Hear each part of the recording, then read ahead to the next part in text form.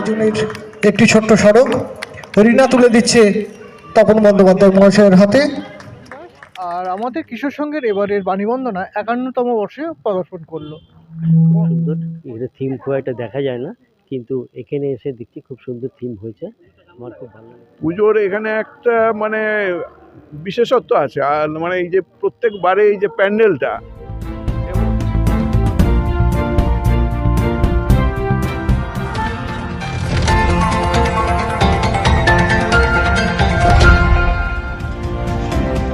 কোথায় স্বর্গ কোথায় নরক কে বলে তা বহুদূর, মানুষের মাঝে স্বর্গ নরক মানুষের সুরাসুর।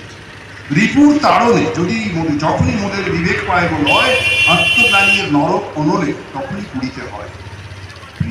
সরস্বতী পুজোর ঠিক আগের দিন অর্থাৎ 22শে জানুয়ারি বেহালার পরুইকাচা রোডে কিশোর সংঘের সরস্বতী পুজো উদ্বোধন করলেন বিশিষ্ট সাহিত্যিক তপন বন্দ্যোপাধ্যায়। আমার সোনার বাংলা নামাঙ্কিত থিম নিয়ে তৈরি হয়েছে এখানকার মণ্ডপটি, তারই কিছু অংশ এখন দিনকাল নিউজের ক্যামেরায়।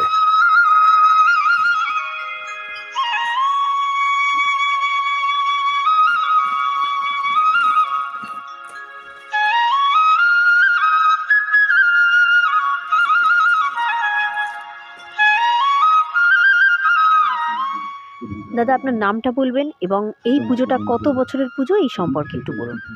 আমি সমীরণ দাস, আর আমাদের কিশোর সংঘের এবারের বাণীবন্দনা 51তম বর্ষে পদার্পণ করলো।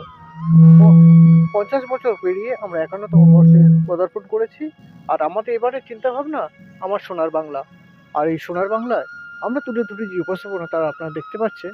আর সবাইকে বলবো, আসুন বাংলা নিয়ে একটু চিন্তাভাবনা করি, আমার সোনার বাংলাকে আরও বেশি আমরা গড়ে তুলি নিজেদের মতন করে।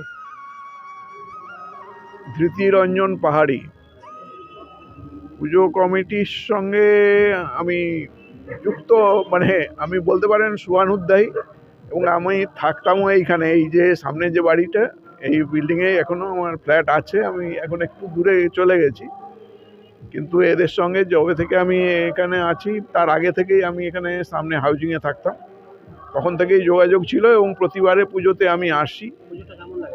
পুজোর এখানে একটা মানে বিশেষত্ব আছে, আর মানে এই যে প্রত্যেকবারে এই যে প্যান্ডেলটা এবং এই যে চিন্তাভাবনা এর মধ্যে প্রতিফলন ঘটে আর কি, সেটা প্রতিবারে একটা স্বাতন্ত্র্য থাকে তার, এইটা হচ্ছে বিশেষ ব্যাপার। এবং সরস্বতী পুজো হলেও এরা উদ্যোক্তারা পুজোটা মানে আমাদের যেমন দুর্গা পুজো যেভাবে আমরা মানে যত আগ্রহ নিয়ে করি, এই মানে কী বলে এই পুজোর যে উদ্যোক্তা তারা সেই রকমই পুজোর দীর্ঘদিন আগে থেকে পরিকল্পনা চিন্তাভাবনা করে সেইভাবে প্যান্ডেল সাজানো, প্রতিমার যে অবয়ব সেভাবে তৈরি করানো, সে সবটাই করে আর কি। খুব আমার মনে হয় বেশ কাজটা খুব নিখুঁতভাবে একটা স্বপন নস্কর ও গীতশ্রী পালের রিপোর্ট, এখন দিনকাল নিউজ, কলকাতা।